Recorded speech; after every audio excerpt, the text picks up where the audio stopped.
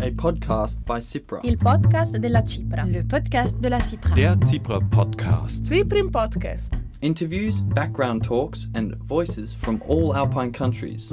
Listen to this and more in the podcast of the International Commission for the Protection of the Alps, www.cipra.org/podcast.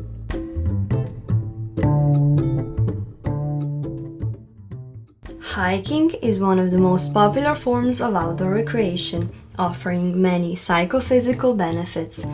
Although it is considered an easily accessible form of recreation, we quickly realize that it's not equally accessible to all groups of people. Fortunately, there are individuals and organizations who, in the spirit of inclusiveness, are working to create opportunities where people with disabilities can also have authentic mountaineering experiences. In this episode of our podcast, we visited the Swiss village of Wildhaus at a training organized by CIPRA Switzerland and CIPRA International as part of the Via Alpina Youth project. The international training is aimed at youth workers and all those who are somehow related to the topic of mountains and inclusion. There I met Marjeta Čič, deputy head of the Slovenian Alpine Association board InPlaninec, a project that helps people with disabilities to enjoy the mountains. Marjeta is a volunteer, winner of the Slovenian Outstanding Achievement in Volunteering Award for 2020, creator of the InPlaninec committee program of the Slovenian Alpine Association, and initiator of the campaigns Deaf People Serve in Mountain Huts, Paragliding, No Barriers for the Blind and Partially Sighted, and many others. Term inclusion is often used, but not very familiar to everyone. I asked Marjeta what inclusion in the mountains means to her. Inclusion, I think it's the best to describe that we are making inclusion hikes. So that means that we try to adapt or choose the right path. If the environment makes it possible, we make one path for movement impairment and the other for all those who can walk. As well, we have to think about accessible toilets and some other things, but we do inclusion not only to bring people with disability into mountaineering. We bring as well mountaineers within people with disability. So if there is like no ordinary people there, then we cannot speak about inclusion. Can you introduce the committee for persons with disabilities and special needs in InPlaninec? Yeah, so the head of committee is Jurček. Like the main power to run everything. And there are some professors, some people being active in different fields. So we have 2 doctors of kinesiology and some teachers. And I think we are really a great group to cover different aspects. So yeah, the committee mainly is there to support like the basic work, like the connection to Alpine Association, and underneath there are different working groups. They are like connected to a target group. And what I think it's great, and it's a step forward to inclusion, that ahead of this working group there are like people from the target group. So we have this InPlaninec with hearing impairment, and the deaf person is there to run it. And we have a group like decisive step for blind, and as well there the most of people in that working groups are blind, and as well there's a movement impairment. So the head of that working group is someone on a wheelchair, and there is neurodiversity, so there are some people with autism working in us. So when we prepare something, a special activity, is already people there to guide us not to overlook something that would make harder for participants to be with us or even to come with for our, for example, hikes. And how did you design the committee's program? Like what activities does it cover? So mainly we have inclusion hikes, so different ones. It's like really a shorter, like 4 kilometers, and it's on the road, so accessible for everybody. There are some longer ones, some on mountaineering paths. For example, there is Stožič and Triglav, and we will go even higher and further and across the border, and we will conquer Breithorn. Sounds amazing. So how many people are involved with the work of the committee? You mentioned the working groups. Maybe a word or two about volunteers. Who are the people that are involved with the work? Maybe what is their background, motivation? So there are around 40 volunteers that are like in the committee and in working groups, but to be able to conduct such a huge amount of inclusive hikes, and even with so many people, different people there, so the hugest was we were already over 200 people there, and we really do need different volunteers, and for that we are connected with different organizations that are working with youth. So this is Scouti from Slovenia, Taborniki, Slovenska Caritas, and some smaller organization, and we have a really great connection with Manipura. Those are hosting volunteers from all over the world, so I think this is like an extra added value for us. Like we have visitors from abroad and as well for them. And we use as well social media, so if we really lack of volunteers, then there is some response to our social media questions or invitations. So we have quite a good response from hiking associations, and we try to connect with them locally. So if we go, for example, to Stožič, we go to people that live in Tržič and they know the surrounding, know the people, they can tell us everything that is special around there, the food, the view, the tales. We cannot provide that from ourselves. And what was the journey from having this idea then to realizing it into the project itself? So we had the idea to make these inclusive hikes, and but before that we started with training.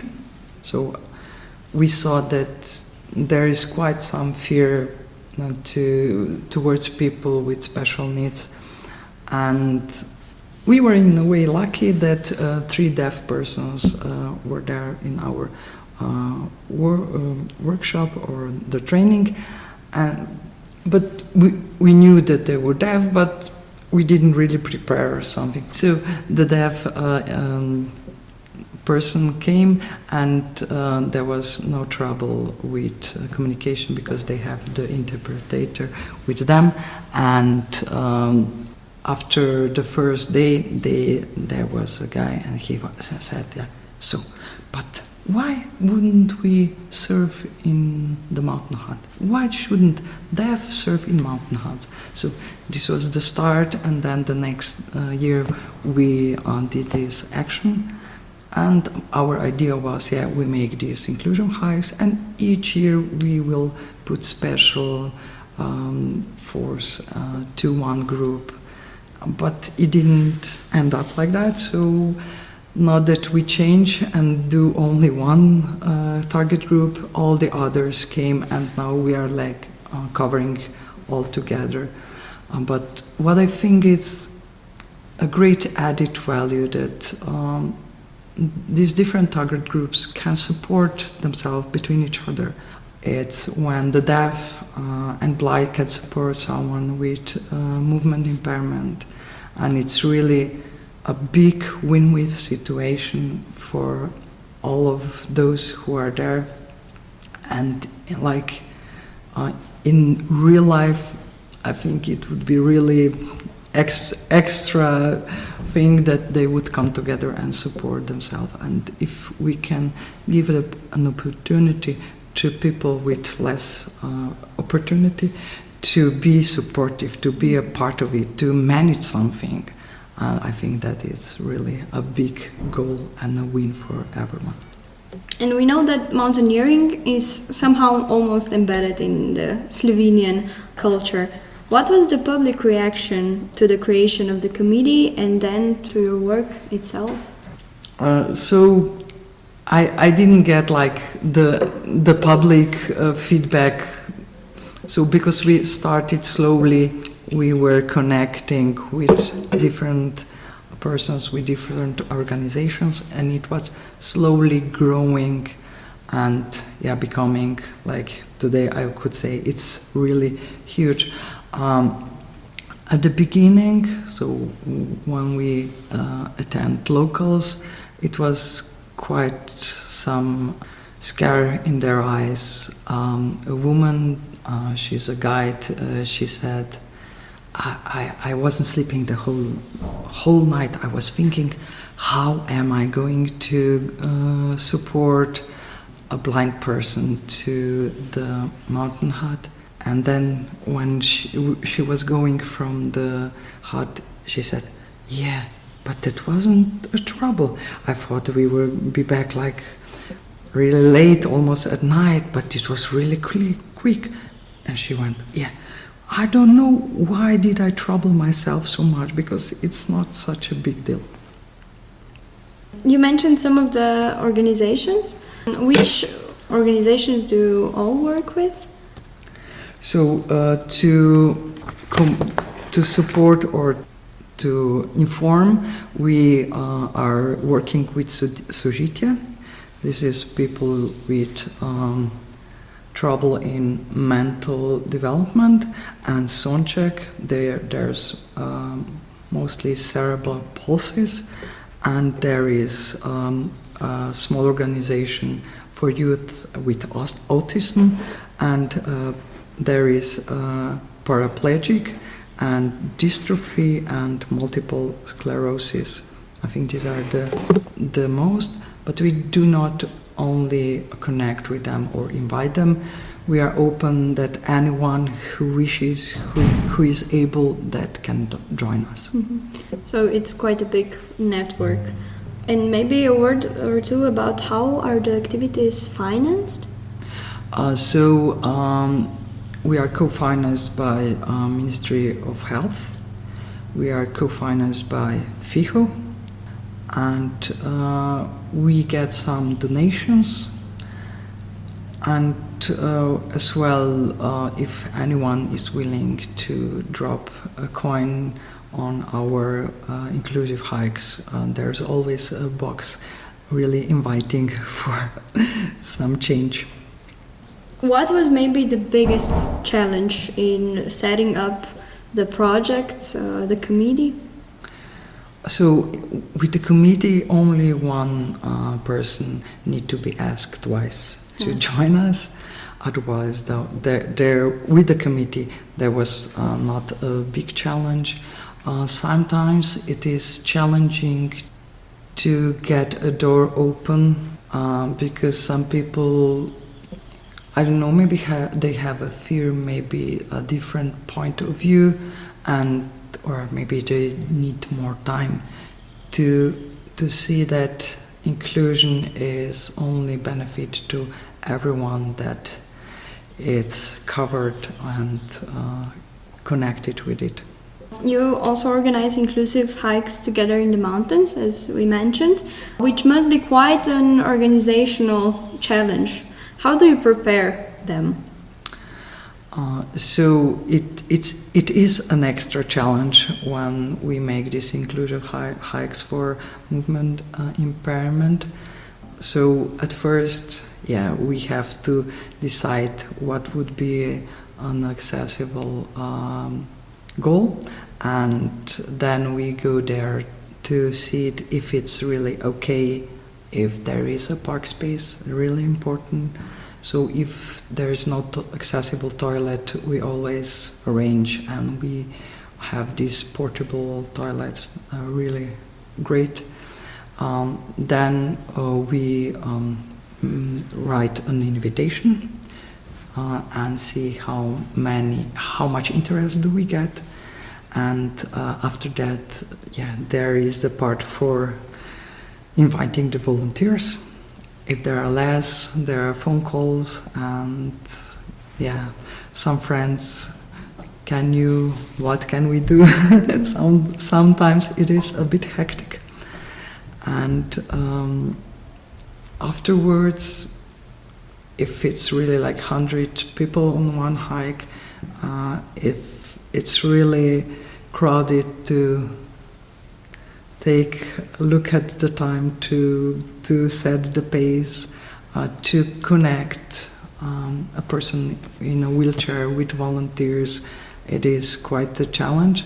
So if it's not a really steep road, then 2 volunteers are needed for one person on a wheelchair.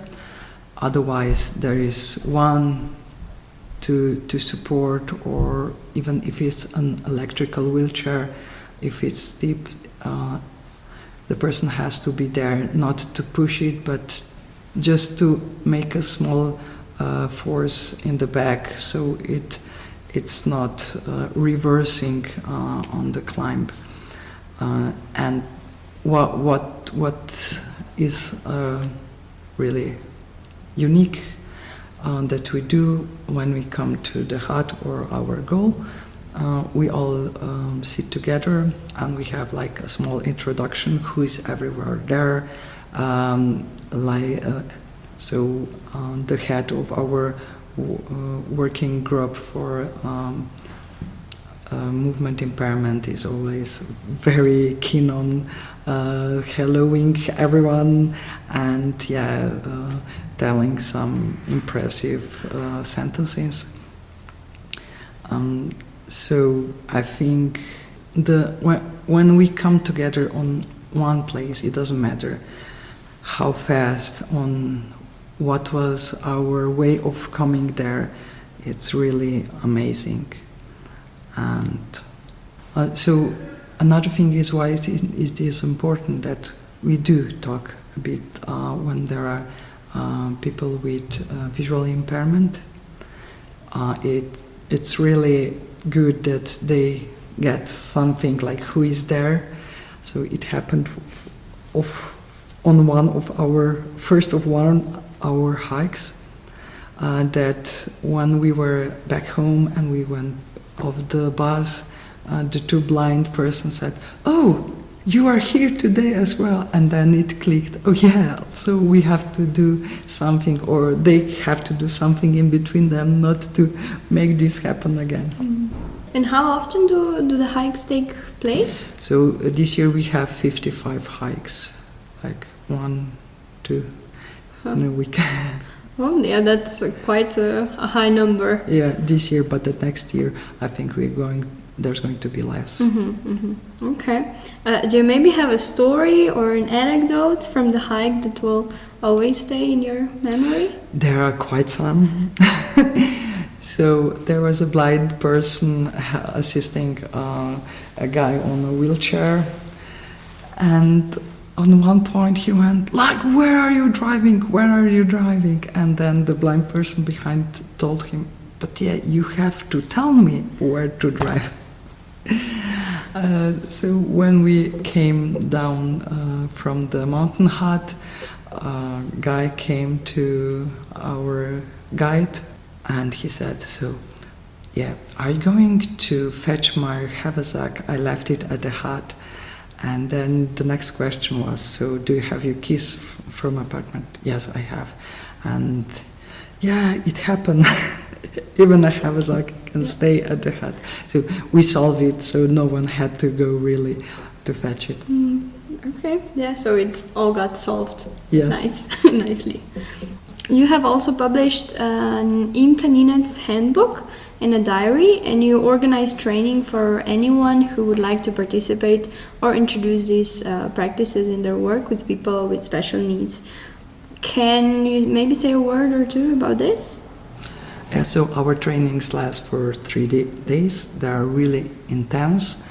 And from the last one, what I got was that a participant said that what she cherishes, that it can be felt that we are all connected with all the trainers, and they cherish me and the colleague was there all the time to support them, and those who do not have any interaction with people with disability gain really a lot. And a lot of teachers said that if they would have this training before they started to work at schools, it would be much easier from there to follow ahead. My fear was, because there were people coming from organizations that are working with people with disability, that it's going to be boring for them, but it was really an opposite of it, because they all said that they gain a lot, and it was like something new and something refreshing, and like, yeah, I think it's really a universal thing. The manual is support for the training, and inside is the information about different disabilities. And then there's the diary. This is where we try to encourage people with disability to collect stamps. And there is as well easy reading in that, pictures, and then they put the dates inside, and there are some pictograms so they can reline it, and so it can be really used for everyone. Inclusivity requires many skills. Which would you say is the key? So if you don't fear, you just need to be there to take a look and to let people do everything they can by themselves and support them only there when they cannot. And you are also spreading the message of inclusiveness in hiking across borders. You also mentioned some ideas. Which international associations do you work with? On our trainings, there were participants from Italy, from Croatia, and from Macedonia. But we do like neighbor collaboration with Croatia, so they come for a hike or two to Slovenia, and we then give the visit back to them. What are the plans for the coming year? For the coming year, so I hope that we would get some project funded, maybe Erasmus. And yes, the next year it's really important. It's our 10th anniversary. We are already working at that because it's going to be quite big, and with that it's a challenge to prepare it really good, not to leave anyone out of our celebration. What advice would you give to others who would like to start a project of this kind? So yeah, you're welcome to connect with us. Otherwise, just go ahead, take small steps, and if you don't know, ask. That's a great advice. Marjeta, thank you so much for chatting with us. Thank you for your work and for contributing so wholeheartedly to creating a more inclusive society, bringing mountains and hills closer to everyone. And I really hope that this conversation might have inspired someone to help make the world more inclusive and maybe even join you on your hikes. Thank you. This was an interview with Marjeta Čič at our International Youth Workers Training in Wildhaus, Switzerland. If you want to know more about our project Via Alpina Youth, check out our website CIPRA.org. My name is Julija Krautberger. Thank you for listening. A podcast by CIPRA. Il podcast della CIPRA. Le podcast de la CIPRA. Der CIPRA Podcast. CIPRIM Podcast. Interviews, background talks, and voices from all Alpine countries. Listen to this and more in the podcast of the International Commission for the Protection of the Alps, www.cipra.org/podcast.